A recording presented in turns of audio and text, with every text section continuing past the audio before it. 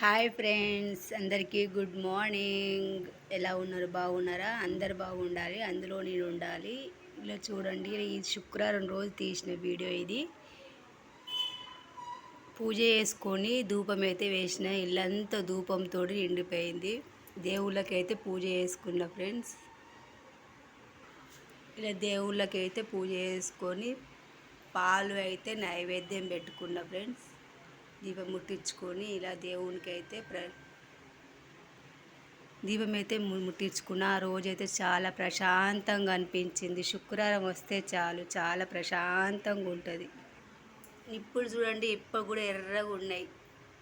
ఇలా నేనైతే కొబ్బరి చిప్ప గ్యాస్ మీద పెట్టి నిప్పులు తయారు చేసుకొని ఇలా నేనైతే ధూపం అయితే వేస్తాను. కిచెన్లోకి చూడండి, సూర్యకిరణాలు ఎలా వాడుతున్నాయి కిటికీలకి వెళ్ళి.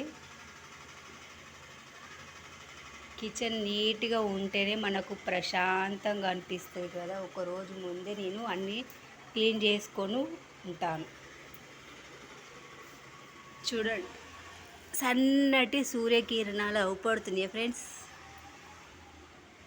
కిచెన్లో చూడండి.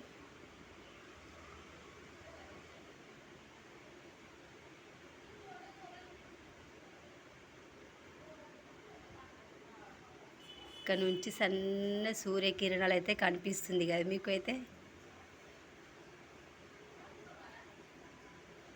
నాకు చాలా ఆనందంగా అనిపిస్తుంది. ఇంకా సన్న సూర్యకిరణాలకే ఇంత ఆనందపడిపోవాలన్నా అన్నట్టుగా అనుకోవచ్చు. కానీ ఎండాకాలం వస్తే ఈ కిచెన్లోకి అయితే చాలా ఎండ వస్తుంది. మన హాల్ దాకా ఎండ వస్తుంది. కానీ ఒక సన్నటి సూర్యకిరణం అలా చూడండి ఎంత మంచిగా అవుపడుతుంది. ఇలా కనిపిస్తే చాలా బాగుంటుంది కదా.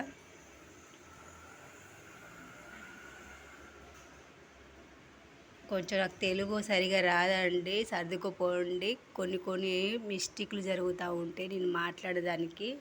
కొంచెం అర్థం చేసుకోండి. అర్థం చేసుకుంటారని అనుకుంటున్నాను.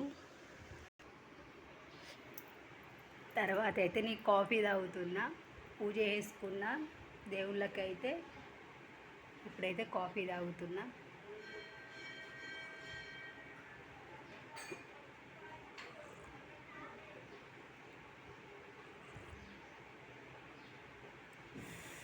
కాఫీ తాగితేనే కొంచెం శాంతంగా అనిపిస్తుంది కదా, కొంచెం ఎనర్జీ వస్తుంది లోపల.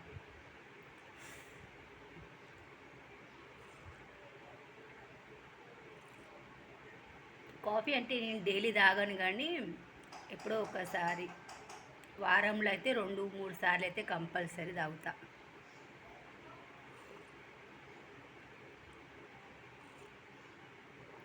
ఓకేనా మరి, బాయ్.